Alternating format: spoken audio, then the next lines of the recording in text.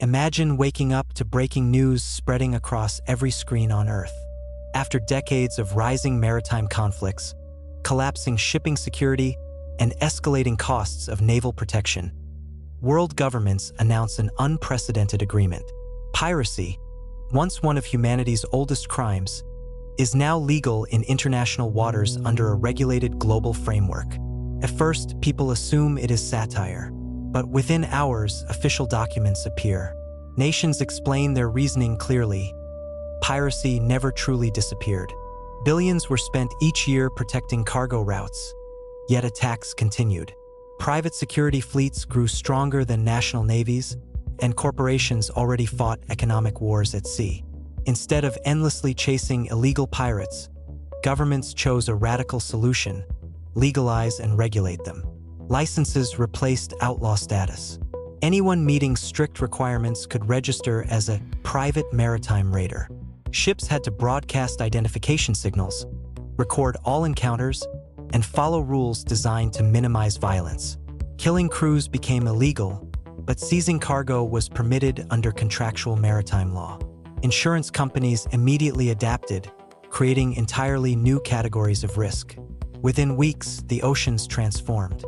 Cargo ships no longer sailed quietly across empty horizons.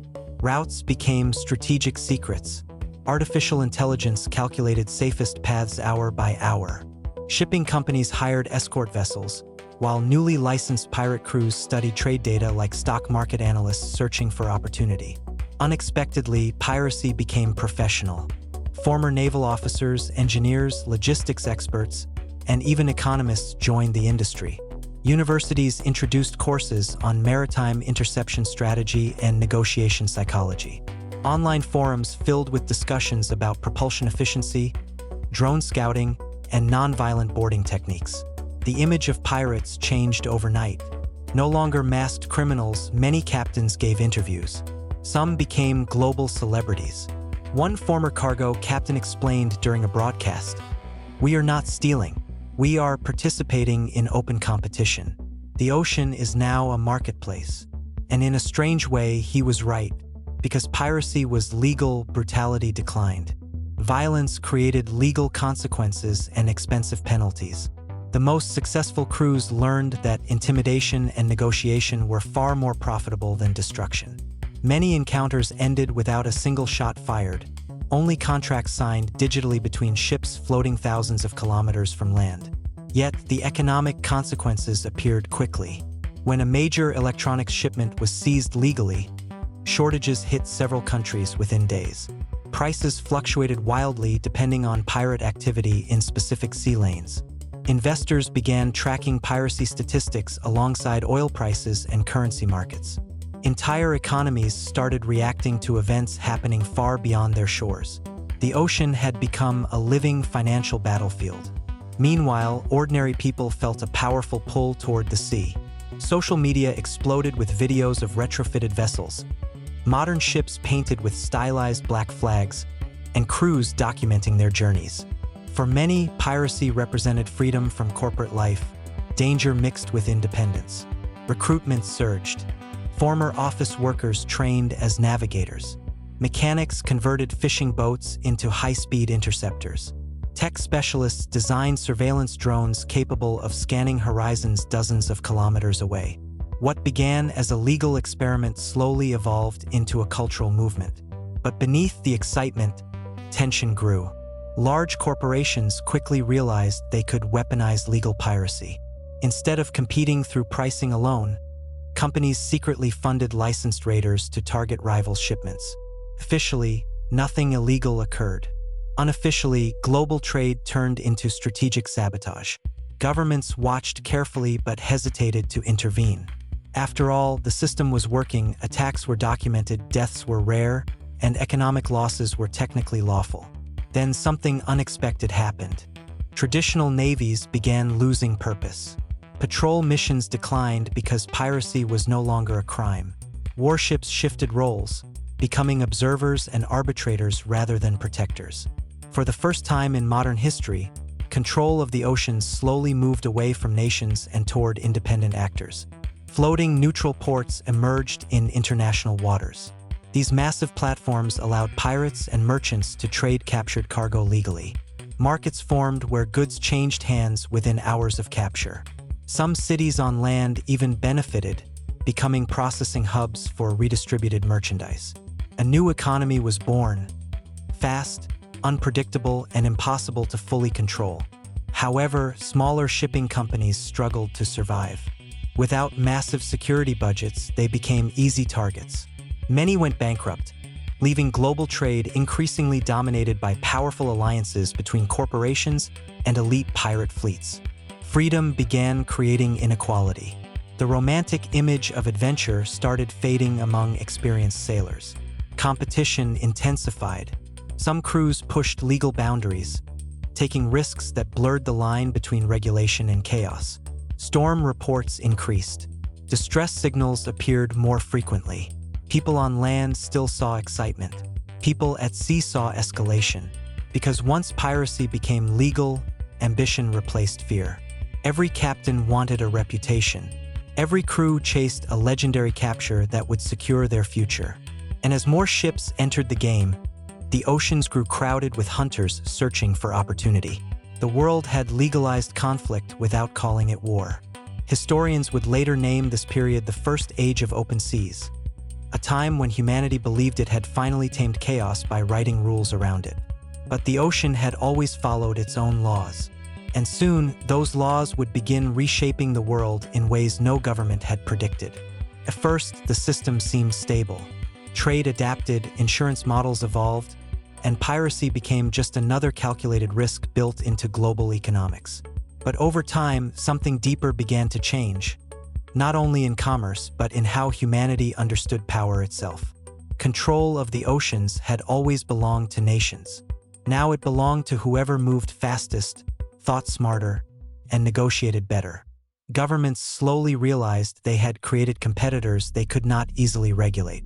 Licensed pirate fleets were no longer small crews chasing cargo.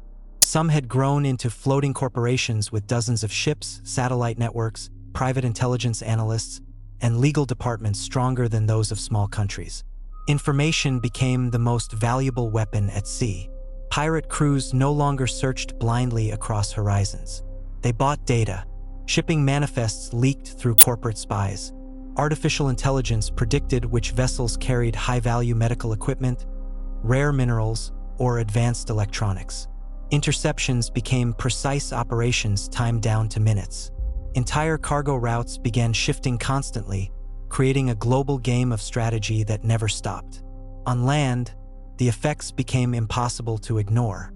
Prices fluctuated not because of production shortages, but because of successful raids thousands of kilometers away.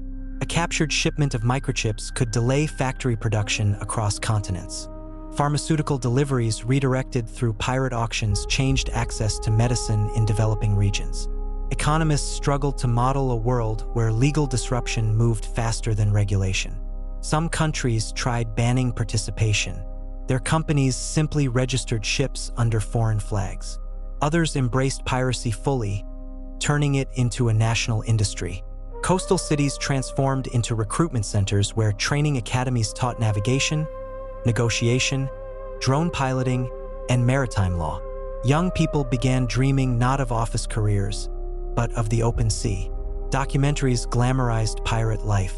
Streaming platforms followed famous captains whose daring interceptions attracted millions of viewers. Merchandising appeared, jackets, symbols, even branded ship crews with sponsorship deals. The line between entertainment and economic warfare blurred. But beneath the spectacle, fear quietly returned. As competition intensified, profits shrank. Too many pirates chased too few valuable targets. Some crews began pushing limits, exploiting gray areas in regulation. Boarding tactics grew more aggressive. Non-lethal weapons evolved into technologies capable of disabling entire ships instantly. Cargo captains reported psychological pressure rather than violence.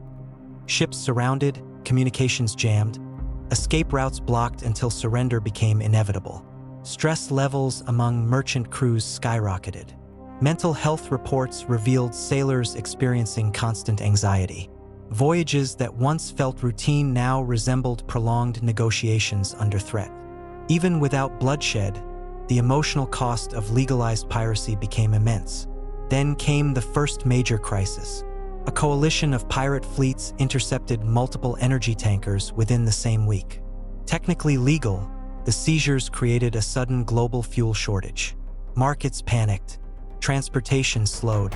Governments realized that small independent actors could now influence entire economies faster than traditional warfare ever could. Emergency summits were held, but no nation wanted to reverse legalization completely. Too many industries depended on it.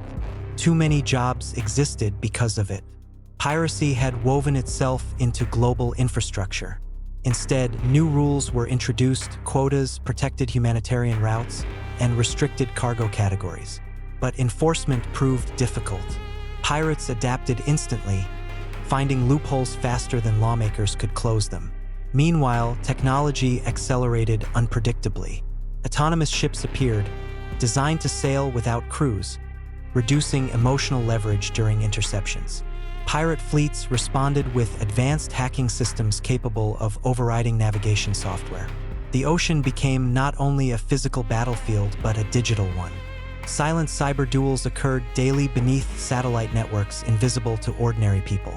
And something unexpected happened again. Communities formed between pirates and merchants. Some crews developed reputations for fairness, offering compensation deals instead of seizures. Trusted pirate captains became unofficial regulators, stabilizing trade routes through negotiated agreements.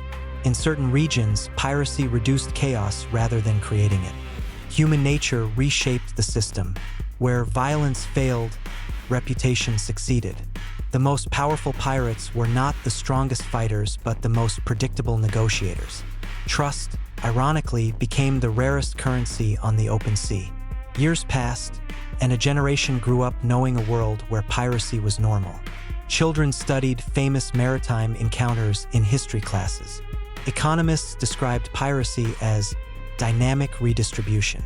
Philosophers argued humanity had simply returned to its oldest form of competition, exploration mixed with risk. But one final transformation changed everything.